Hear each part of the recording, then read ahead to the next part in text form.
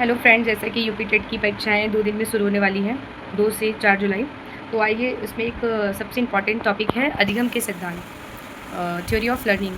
Theory of learning में सबसे पहले हम देखते हैं थॉर्नडाइक ने क्या कहा है। ट्रायल एंड एरर मेथड दिया है, प्रयास एवं त्रुटि का सिद्धांत।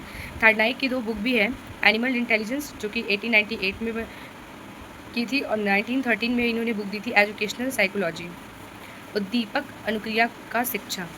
ये भी प्रयोग इन्होंने किया था।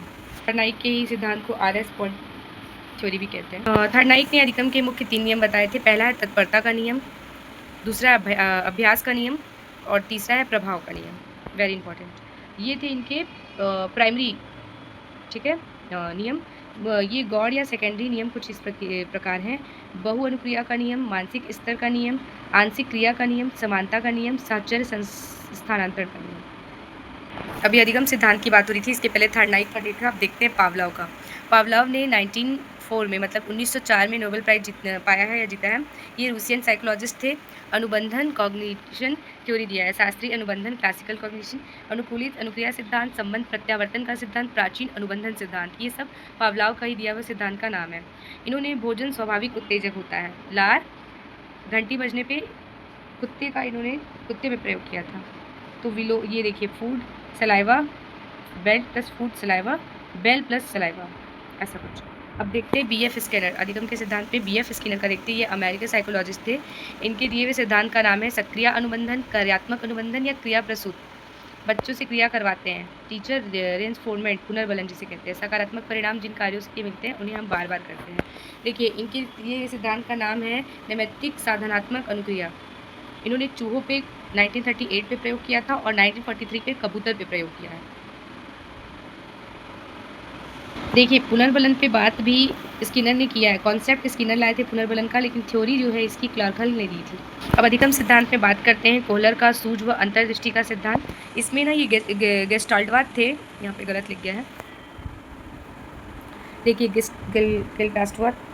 गेस्टाल्टवाद थे। कोहलर, कोफा एंड वर्दाइमर, मैक्स वर्दाइमर इसके जनक थे। किसके? गेस्टाल्टवाद के।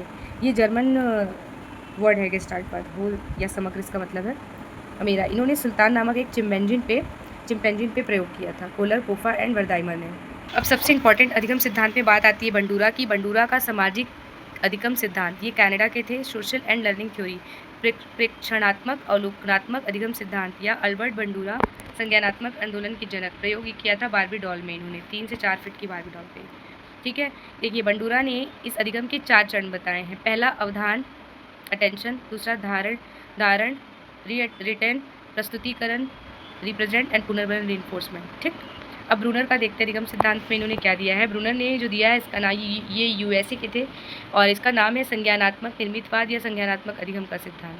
ब्रूनर जो थे वो टीचर बच्चों के साथ लर्निंग के ऑब्जेक्टिव को डिस्कस करे ताकि बच्चों का इंटरेस्ट डेवलप हो सके, ना कि वो नंबर पास या फेल के कारण पढ़े। जिन प्याजे के विकल्प के 3 स्टेज थे: इनेटिव, हिंदी में मैं देखती हूँ, क्रिया विधि निर्माण, प्रतिबिंबात्मक और संकेतात्मक। और देखिए, इसमें दिया है क्रिया विधि निर्माण 0 से 2 साल, प्रतिबिंबात्मक 2 से 7 और संकेतात्मक 7 से 15 ईयर। आइए अधिगम सिद्धांत में ये भी देखते हैं डेविड आशुवेल। इन्होंने जो दिया था अर्थपूर्ण शाब्दिक अधिगम का सिद्धांत। ये 4 प्रकार बताया: रटकर सीखना, अभिग्रहण, अर्थपूर्ण, खोज करके सीखना। खोज करके सीखना ये बेस्ट तरीका है।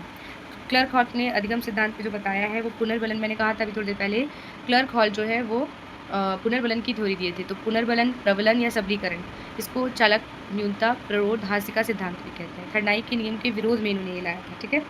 चूहे जो भूल भुलैया, चूहे को भूख लगने पर सूंघ कर खाने का पता लगाती है, वही वाला प्रयोग क्लार्क हल ने किया था। देखिए, अधिगम सिद्धांत में ये भी एक इंपॉर्टेंट है, जर्मनी के हैं, कूट लेविन। क्षेत्र सिद्धांत, जीवन दायरा, सदिश व कर्षण सिद्धांत, तल्लुकी सिद्धांत भी इसे कहते हैं, ठीक है।